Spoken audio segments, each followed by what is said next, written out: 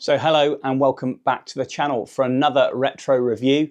The last one I've done was the Canon 1D Mark IV, which was the last crop sensor camera that Canon introduced in the 1D form. And now we're going up to the model that replaced the 1D4, which is the Canon 1DX. Now the Canon 1DX for me was probably the biggest game-changing camera I've ever owned, going through all the 1D series and even from the start of the 20D all the way up through then to the 1DX. For me, getting hold of that 1DX was absolutely game-changing really in regards to frames per second, build quality, ergonomics, the screen, video is better. You know, it was just the usability of the camera, the lightning speed of the AF, the frames per second up to 14 frames a second with no AF and 12 frames a second with AF engaged. It's kind of like a machine gun. It's not the quietest of cameras, but it's absolutely fantastic. And the image quality it produces was superb. So, you know, for me, owning that camera for many, many years really took my photography, I think, to the next level. I took some amazing pictures with that camera. And I'll include some of those pictures, obviously, at the end of the video. So for those that you don't know why I'm doing the retro reviews, I decided, you know, that way that camera tech's going, it's obviously going like that at the moment. Higher pixel rated cameras, better video, faster AF, all this sort of stuff. And I'm like, as much as they are great cameras and they perform so well, for me, I still love the DSLR, and I still feel for people on a budget, people that don't want to go across to mirrorless, there's still some really good deals to be had out there on the second-hand market. So, you know, they took good images back when they were introduced. They'll still take good images today. And as I say every time, yes, there's silent shutters now. There's better video. But if you want a purely stills camera and not always for sensitive subjects, you know, cameras like these really will deliver, and they produce some amazing images. And this 1DX with its capabilities and its increased ISO performance, etc., in amazing low light, really does make a heck of a difference. So we're going to jump right in now to open the box of the Canon 1DX.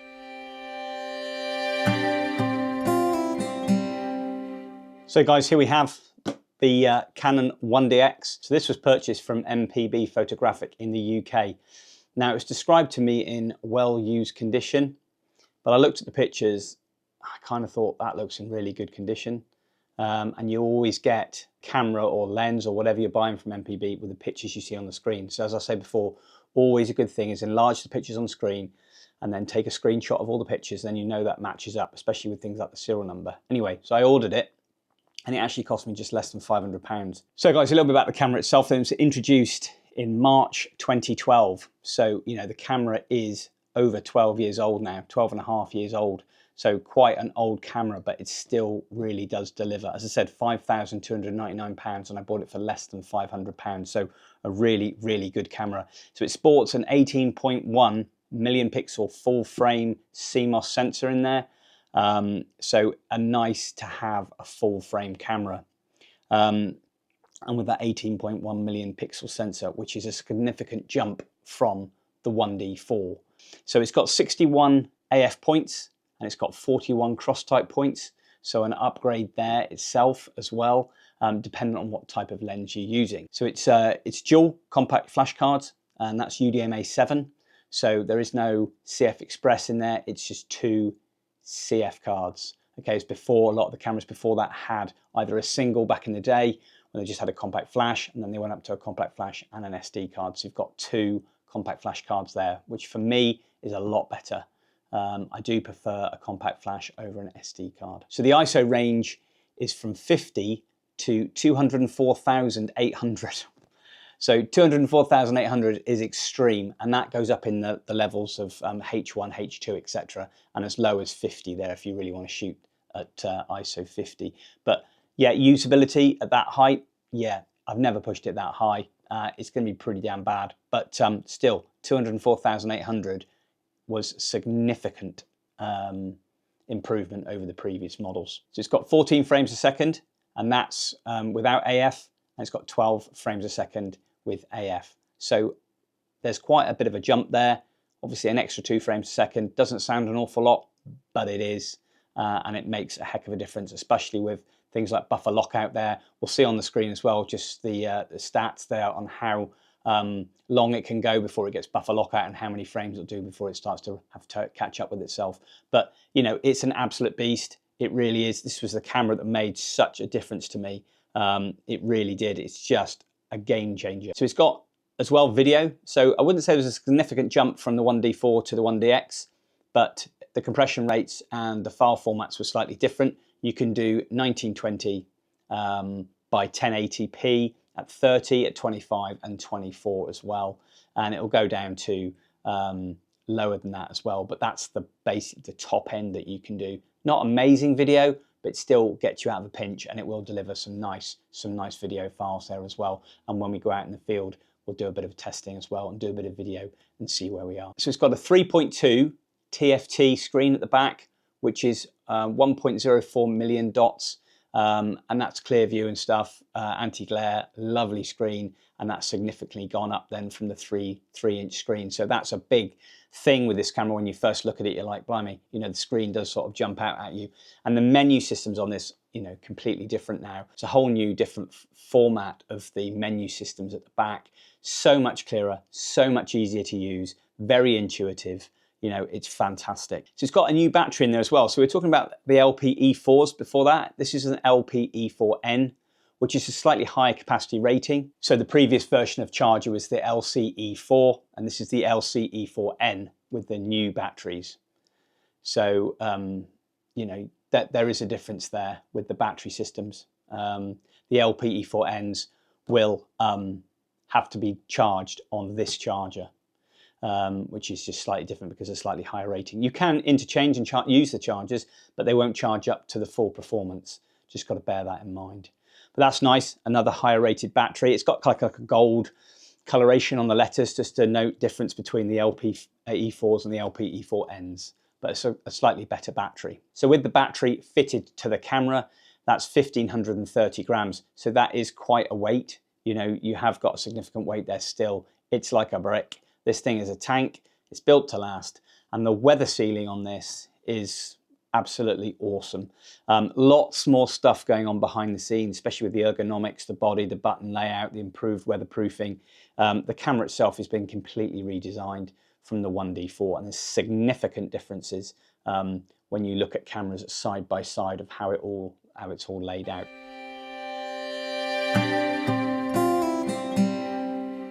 So diving into the box, one thing I will say, actually, the box is in great condition. This is some weight though, but the box is in great nick. And we also got to make sure we match the serial number on the side to the serial number of the camera as well. It's not really a game changer, but you know, it's always nice to see. And what we got straight away, which is lovely, not this applicable now, we've got the Canon 2-year warranty. I don't know if that was a special thing that came out when they first released, I don't know. But there's that there. Let's just get this right. We've got the full sealed manual there with all the bits and bobs inside. So we've got pocket guide English, instruction manual English, software instruction manuals, disc, EOS wired LAN instruction manual, Canon image gateway promotional booklet, Pixma promotional leaflet, Canon EF solution disc, and EWS agreement. So that's fully sealed, all good to go, not been tampered with. So for me, that's great. You know, it's nice. I probably won't bother opening that. There's no need. Online, you can get the PDFs for the user manual anyway, and it's good to see that's in English. Top divider, which is always a good thing. So we've got the Canon LPE4N with its transit cap, and you can see the battery is slightly different. That is the gold version battery, so slightly higher rated. So that there is still a lithium ion, 11.1 volts, so that's 2,450 mAh. So a slightly higher rated battery there, and we'll check and see what that battery performance is like when we switch the camera on. We've got the gold strap. It doesn't look like it's been used at all, so that's good. We've got that in the packet. We've got looks like a overseas lead there. We've got USB lead. We've got some audio video cables there as well. And it looks like we've got another USB lead there as well. We've got AC adapter for the charger. This allows you to screw in and you put things like internet cables and stuff like that in there. Just allows you to keep those cables tight and make sure they're not loose and work their way free. Not that I'd probably use that. I can't remember if when I had my 1DX, if I had one of those. What else we've got? Bit of extra packaging. Okay, so we've got the charger. Oh wow. So the charger hasn't even been used, as we can see there. Still got the tape around it. So yeah, and that's the new LC-E4N charger. So not even been used. Fantastic. I'm not sure why that was the case, and good thing I like about it here is that you don't have this on the LPE19 charger. You've got the AC cable there. You plug that in, but you've also got another one there, and that's to plug the cigarette lighter in from the car, and you can charge the batteries when you're in your vehicle. Now I've still got that cable from when I had the 1DX, so I can still now use that in the car on the go, because you can't really get these online in-car chargers, and when you're on the go chargers, they're too big, too bulky, and they do sell them, but they are really, really cheap looking, and I don't think they really work that well. So I have no idea why Canon didn't bother putting a cigarette lighter in the side of these, or a USB, just so you had that functionality then when you're out in the field or in the car and between locations. You could charge your battery up. Yeah, you can use a converter, you can use battery banks and things like that, but you know, it would have been nice just to stick that on the side. But that's brand new. That's pretty damn good, that. Okay. Now, I think we're missing a bottom divider, but that doesn't really matter. And here we have the camera. Right, this is the main bit. We're hoping this is in good nick. As I said, I looked at the pictures online and it said it was well used, this camera. But the pictures did not appear to be well used at all. It looked in amazing condition. I looked at all the usual areas that I look at and it looked really, really good. Not the original packaging to house the camera. If I can get into this. Right. Okay.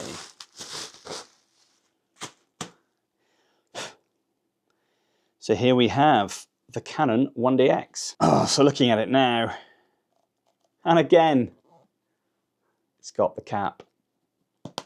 Great. This camera looks like it's hardly been used. Just having a quick look over, checking all the HDMI, AV in and out, network cable, remote control, mic,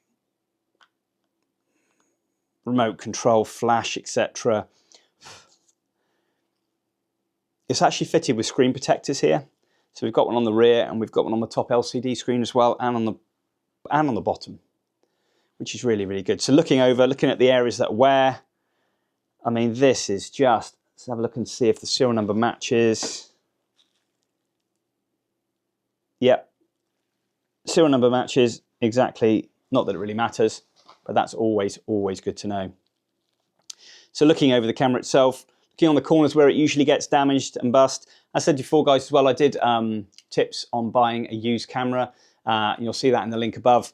Definitely worth a watch, just to give you some tips on if you're buying used cameras, what to look out for, bit do's and don'ts, and some danger areas that you can avoid getting stung by buying something that doesn't appear as it should be. So the screen itself, having a look at it there in the light, doesn't look like it's got any damage on it whatsoever. And underneath, I wouldn't have thought I'd see some scratches by now. Buttons, functionality, everything there. Oh, the door. Sniff check. Doesn't even really smell like it's been used that much. And one thing I forgot to mention, guys, as well, that the shutter life for this camera is 400,000 actuations. and this camera has done 50,000. So well under its life. But no, looking around the camera itself, all the buttons, yeah. I mean, there's a little bit of shining. I mean, we're talking minuscule. Hot shoes, great. No knocks, bangs there. Get this off. It's a bit tight. Original Canon one. Looks in really good condition. Yeah, great. Let's just check the front now. As I said before, always good to look around there for any scoring and marking. So looking at the focus screen and looking at the mirror, there's not any dust in there. There's not much scoring around where you bayonet connector there with your lenses. You can get that brass effect that comes through when people are trying to fit a lens on. They've not mated it properly and they're scrabbling around trying to lock it off, and you start scratching the hell out of it. It looks in really, really good condition there. All the contacts look good as well. Right, I'm just going to chuck the battery in just to see if we've got any juice in there. They don't always come with battery power. Let's have a look. Oh, it's fully. No card in camera. Battery info. There we go. So it says moderate. Calibration is recommended when charging a battery next time. So on the top of the charger, you've got a cal button. You can calibrate the battery. It runs it right down, refreshes it, and charges it right back up again. It gives that battery a longer life. So that's what it says at the moment. As you can see on there, it's just saying calibration is recommended next time. So when we finished here, I'll pop that battery on cal and then rejuvenate that battery's life. But yeah, all the screens work. Always one thing important as well to make sure is to make sure that the lights work as well, and they do. So they've got the orange. I much prefer the blue, but still, that's all good. Switch that off. So yeah, really, really pleased, guys. You know, that camera there was purchased for less than £500, and these should, in this condition, with this amount of shutter actuations, probably go for at least £800 to £850. You know, I would class this camera absolutely as excellent condition, kind of near mint. It really is, and it's come with all the bits: box, charger, straps, packaging, everything. Happy days. You know, really, really looking forward. I'm so looking forward to getting out in the field with this camera. It just feels like, you know, I remember. I love these cameras. I mean, the 1DX Mark II and 3, which I've both got, they don't feel an awful lot different, but there's been some slight changes within the thinness of this grip as well, especially as you go up to 2 and the 3. And the 3 is quite significant in lots of bits and bobs. But yeah, no, all in all, MPB have delivered really, really well there for a camera that I picked up really, really cheap. So right, we're going to get that battery sorted. We're also going to check the firmware, guys, as well, which is vitally important to make sure that's got the latest firmware on there. And yeah, we're going to get a lens on it and head out in the field. One thing I will say, I did actually purchase another 1DX, which had a fault with it, and I purchased it for £200, and it said it didn't work, and it arrived, it was in mint condition, and I knew how to fix the problem, and I fixed it. So I've got a camera that should be £850. It's taken less than 50,000 actuations, and managed to fix it, sort it. It's fully functional. I've updated it. I'm going to be taking that out in the field as well when I test this one, because I want to use a longer lens on one of the cameras, and I want to use a shorter lens on another. So we're going to be testing the 2 cameras, but we're testing the both 1DXs. Yes, I've got a problem. I collect too many cameras, but for £200 for a 1DX in great condition with a box and all the bits with it, I just couldn't pass that opportunity up, and I knew how to fix that error. Yeah, so I'm going to be taking that one out as well in the field. But right, enough of me rabbiting on. We're going to get that firmware updated, get that battery charged, and we're going to head out in the field.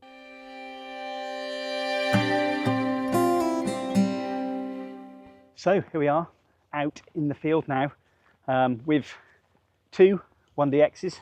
So I've got the EF 400 F5.6 with a 1DX, and I've got the 500 on a 1DX in the back with a 1.4 and a 2x telly, just in case I need it.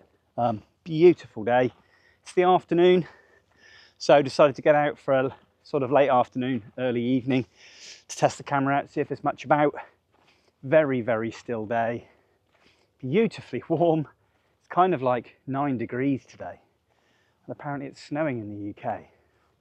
Absolutely bonkers. But anyway, here we are. I've walked probably 200 yards from the car and I haven't seen a bird yet. So I'm going to go to a few known spots where I know there's quite a lot of activity further into the forest, and then we may go deeper in as well, just to see if there's anything about. I've got the tripod with me as well, as I said, on the 500, so we can get some tighter in shots, and got this one here on the go in case I see anything reveal itself on the path. But it's beautiful, so on we go.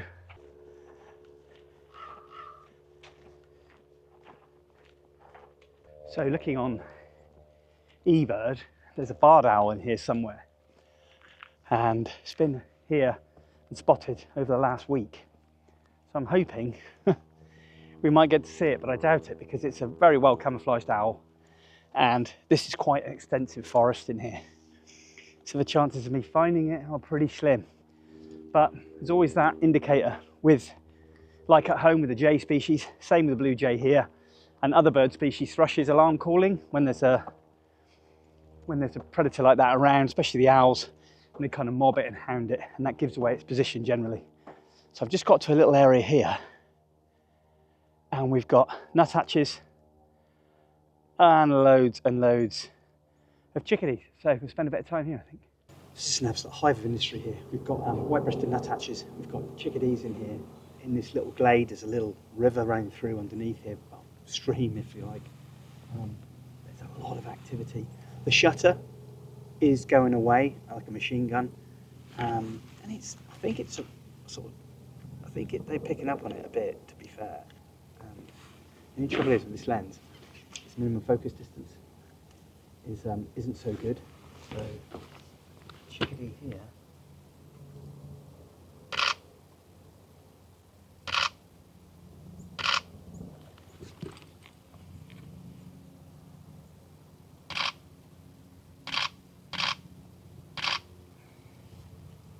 They really are showing really well here.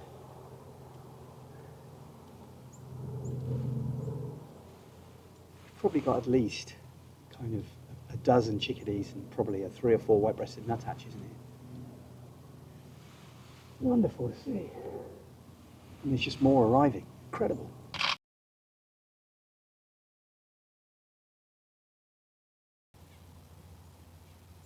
Seed heads, and it's just incredible.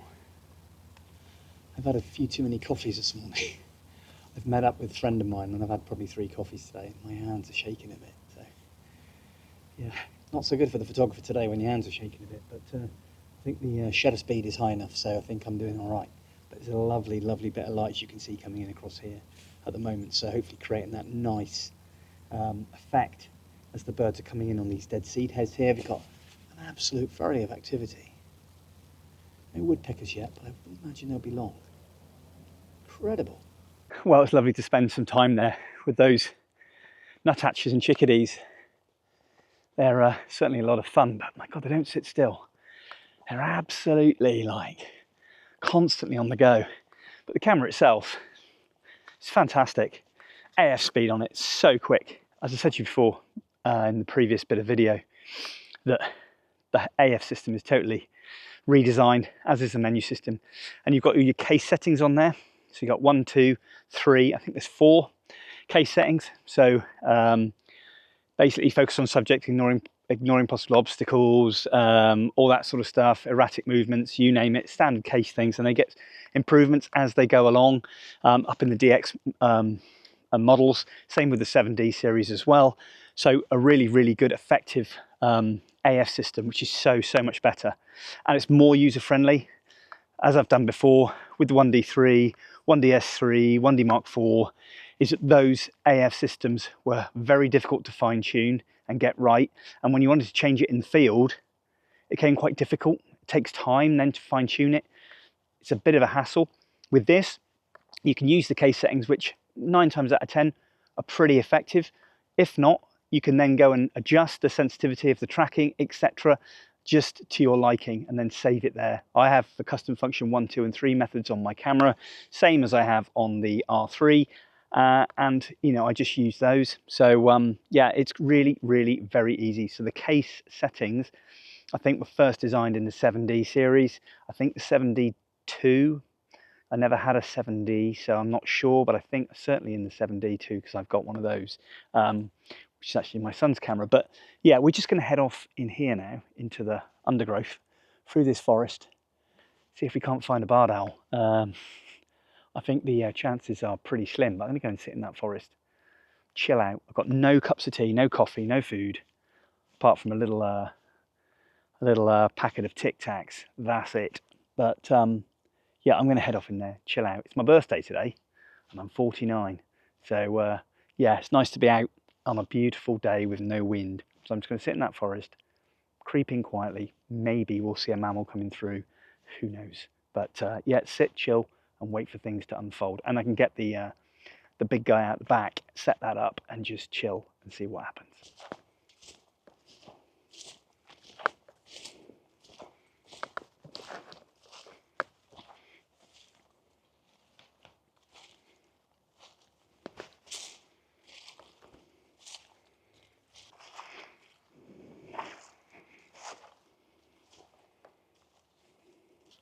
Well, I'm in this extensive woodland now, right in the thick of it.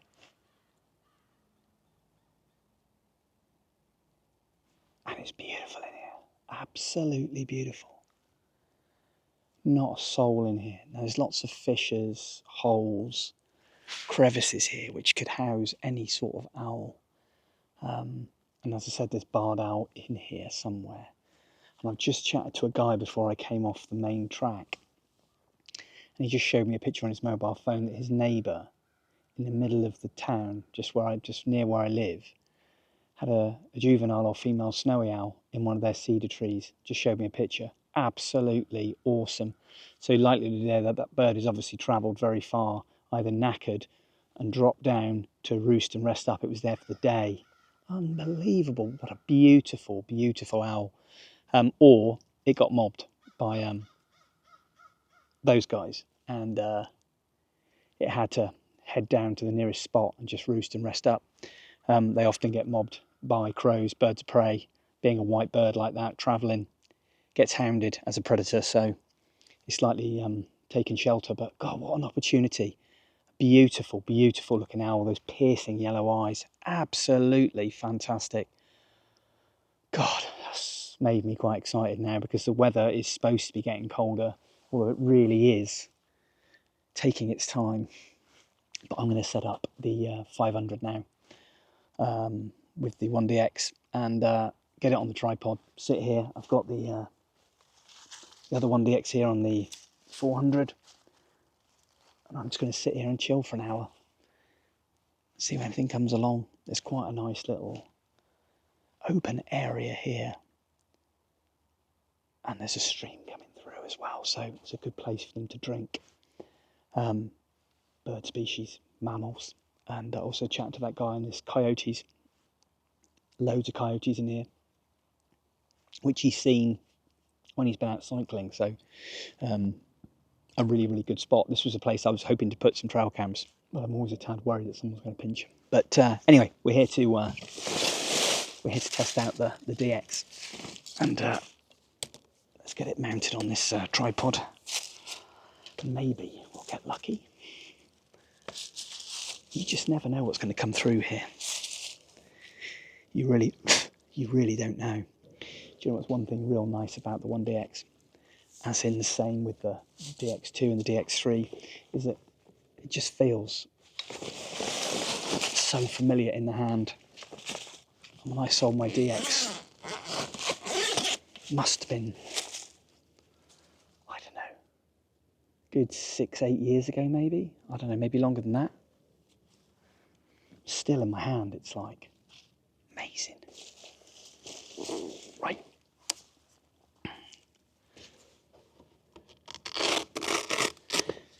I saw the chap on the path and he said to me, wow, that looks like an amazing camera. Bet that cost a fortune. And I told him it was 12 years old, and the lens I was using was 1997 technology. He said it didn't show. Just goes to show they still look damn good, and they still operate as well as they did back then. So I need to be a little bit quiet though, otherwise we're going to know where any mammal's going to come near me. If I get a bit hard pushed, I'll probably take some pictures of squirrels as well. It's a good subject to test the camera on anyway, so. Right. Let's just balance the lens out. No, that's a bit. So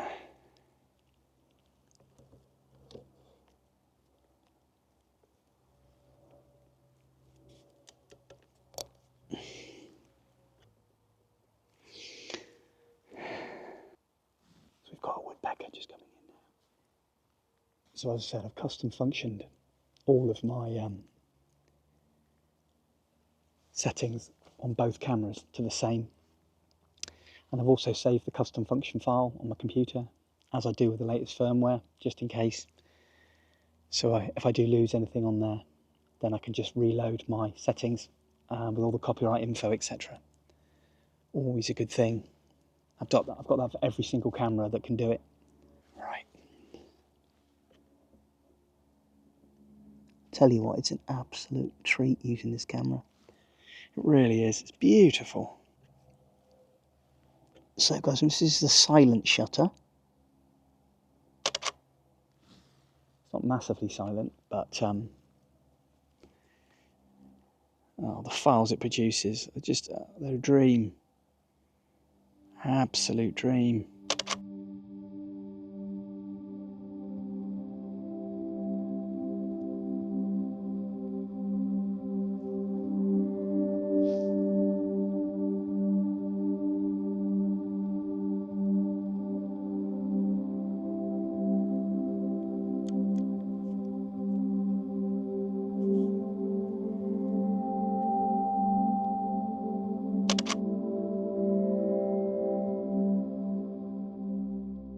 It's one thing I do like about DSLRs, and I said it before, is that you can use these as, a pair of binoculars.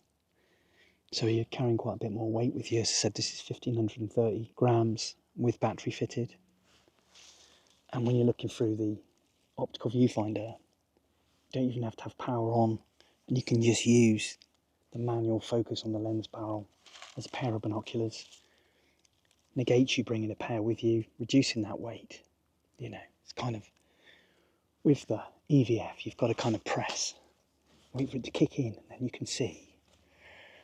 And then go back to it and it switches itself off. If you leave it on, you drain the battery. It's just like, oh. Massive downside, obviously, is the noise.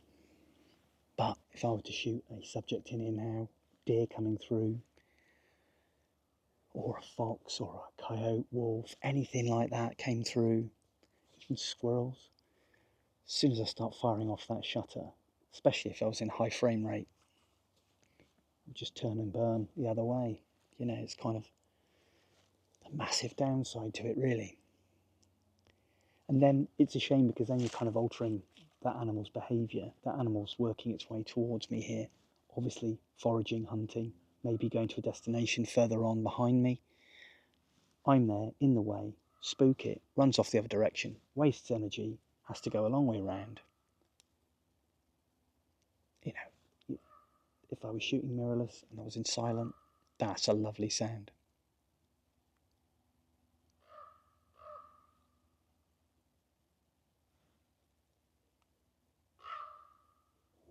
Corvus Corax Raven, beautiful. I don't know if the mic picked it up, but it was calling over and it went right over my head and called, and then you heard the wing beats, massive flutter, and it changed direction. Was looking down for prey, saw me moving, and quickly thought, crap, what's that? And then flew off in the other direction. So there again, changing behaviour because I'm quite exposed here. Sometimes deer species here are quite habituated to humans, so there is a chance that you could get a brazen mammal that's not too bothered. But as I said, 9 times out of 10, as soon as I engage that shutter, change the behaviour, animal's gone.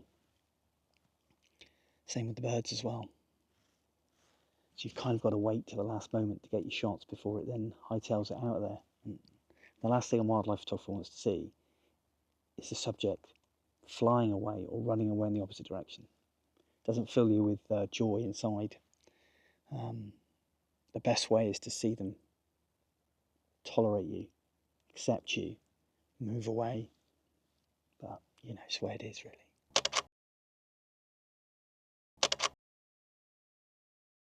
So guys, this is the one I bought for 200 quid that didn't work. It's absolutely mint condition. If you can see that, absolutely lovely. Nothing wrong with that. A quick fix for a camera that was £5,300 that didn't cost me anything to fix. I just knew how to fix it. £200. Awesome.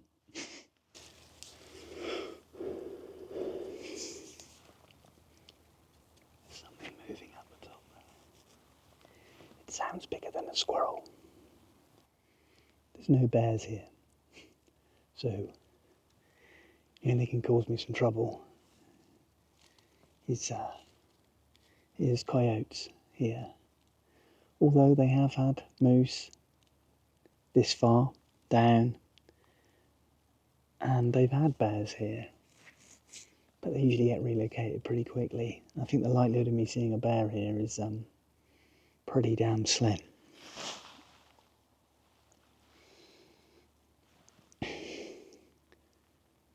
And yet I go half an hour, 20 minutes north and there's bears. So, as I said about the menu systems on the 1DX, it's so much better. And apart from a few significant upgrades when you get to the 1DX2, where you get limited touchscreen function, here you haven't got any touchscreen. And then when you get to the DX3, you've got complete touchscreen function. And the menus change just a little, but not an awful lot, and they're pretty much the same. And I still use the wheel anyway, top and bottom, and the set button. I don't always use the touchscreen anyway, because I've navigated those wheels and buttons for so many years that it just comes naturally to me. And I find it just as easy, but it's good to have the function there, especially when I'm shooting live view with the DX3. It's that I can use the touchscreen at the back. I'm constantly scanning the trees here to see if you've got any owls, but nothing. So I think we'll spend another sort of 10 minutes here, and then I'm going to shift on, I think, and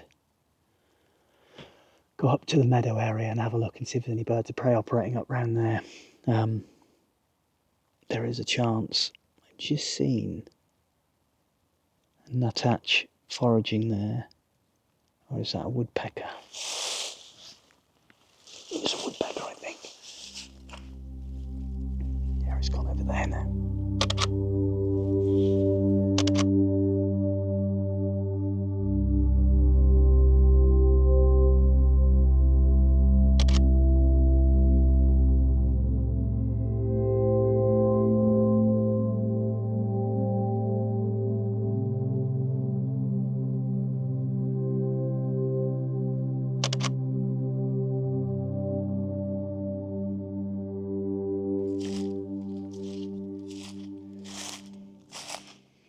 It's just beautiful in here.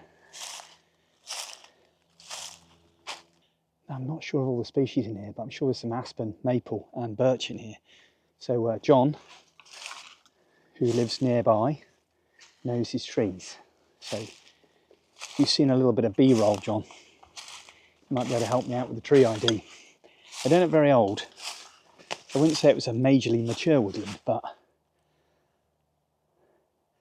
I think a lot of these trees that look like birch are actually aspen, but I don't really know. There are definitely some birch in here though. Right, let's go find some birds.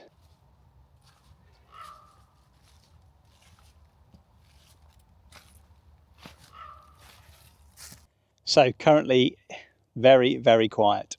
Seen a few bird species, but really, really thin on the ground. It's just so quiet. You know, you kind of expect it one of those days when there's lots of wind and the birds are hunkering down, but it's absolutely beautiful, but really, really quiet. Looking skyward as well, see if we can see any eagles going over, any other birds of prey as well. Red-shouldered hawk, red-tailed hawk. As I said, there's been a few owl species as well around, but I'm hoping maybe we might get lucky. There's a couple ring-billed gulls going past, but apart from that, it is very, very quiet. But I'm going to hang on here. I'm in this massively wide open space here, so I'm hoping maybe we'll get something hunting across here. Who knows? It could be an owl moved in. You know, it could be this cover in here is ideal for long-eared, short-eared in this long grass. Just to hunker down for the day. It's a nice warm spot. Could be a great place. So as that light level drops, maybe they might start to come out to hunt. So just sit here, sit tight, keep our eyes peeled, and hopefully we might get rewarded with something.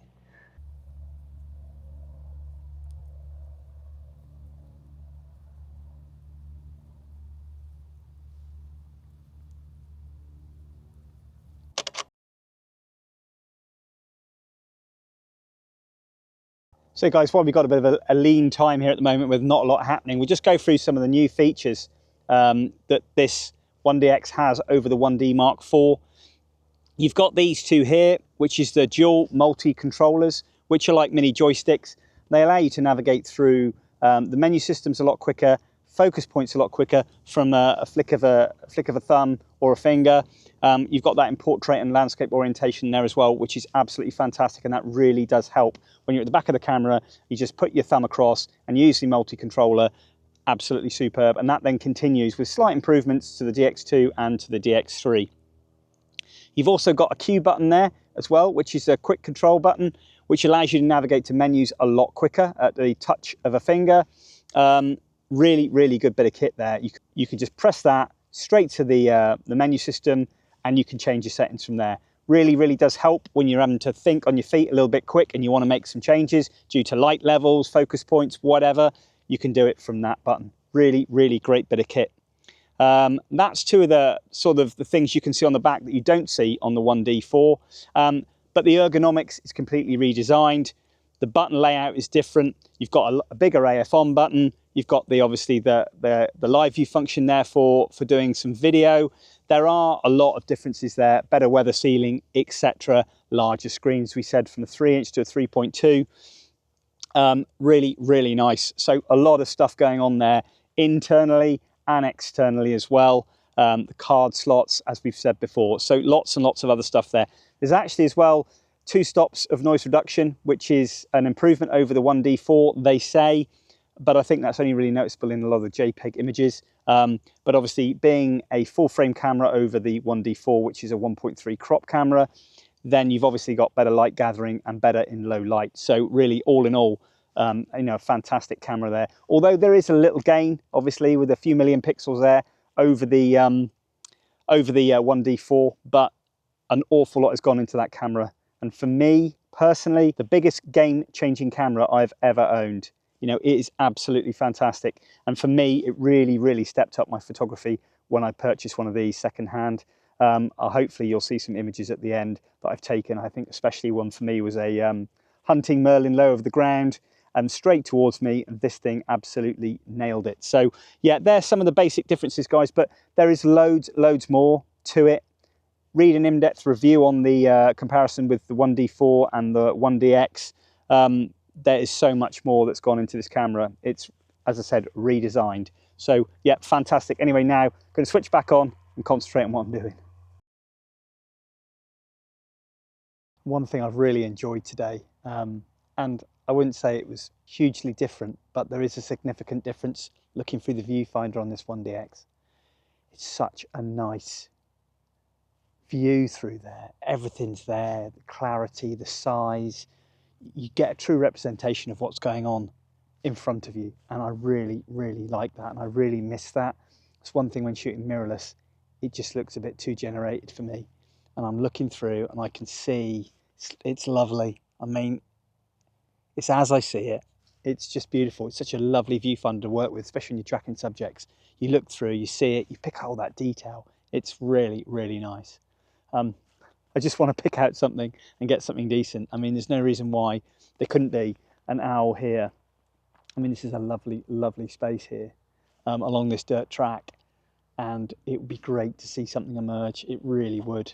But it's just so quiet. I'm thinking to see the owl species here, it needs to be a lot colder. But I know there are owls here, so who knows? God, the light here now is absolutely lovely. It's evenings like this where you just really, really hope that something emerges.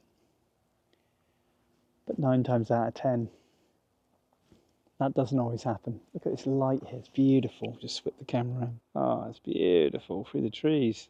Lovely. Oh, it'd be special if we had something now. It really would be nice to test the camera out in low light. Although I know it's capable, but that light is lovely now, so soft. I've just boosted the Kelvin setting a little bit on the camera because of that nice light and orange glow, hoping maybe just to illuminate the grasses a little bit. Not by much. Oh yeah, it's gorgeous, gorgeous light.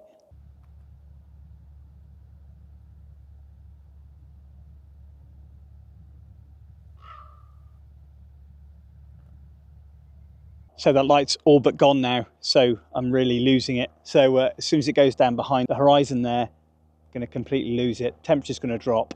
That's going to be that. I may hold on just a little bit just to see if anything does emerge. What I've done here, I'm now doing some nice backlit shots with some light coming through the dead seed heads.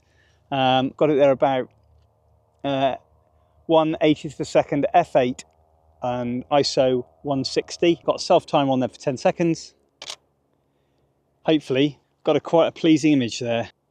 Look at that, beautiful, absolutely lovely. It's nice just to have a little bit of a mess around whilst the wildlife's a little bit scarce. That light is going, but it's nice to capture some light through those dead seed heads there. Absolutely fantastic. Another 10 minutes and then time to call it a day. And I will be out again, hopefully tomorrow, to see if we can get some more bird species and maybe some mammals.